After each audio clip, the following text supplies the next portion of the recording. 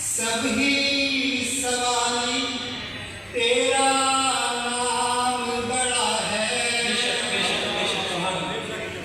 اور اپنی بے بسی بیان کرتے ہوئے کہ میرے بس میں کچھ نہیں آتا، تو ہی قادر میرا۔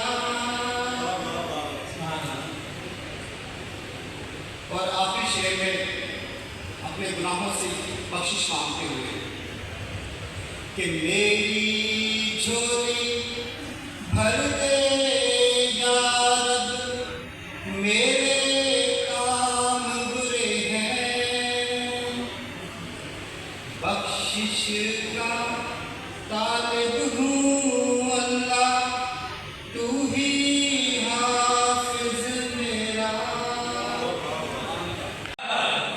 میرے من میرے مسافر ہوں اپنے یوں مسافر کے وطن قدر ہوں ہم تم، اے گلی گلی صدائیں کریں رخ نگر نگر کا کہ سراغ کوئی پائے۔ کیا بات! کسی یار نامہ بر کا ہر ایک اجنبی سے پوچھیں جو پتا تھا اپنے گھر کا۔ سر کوئے ناشنایا ہمیں دن سے رات کرنا، کبھی اس سے بات کرنا اس سے بات کیا بات ہے! زندہ باد، زندہ باد! واہ واہ واہ! تو ہی سب ہے، تو ہی مالک میرا۔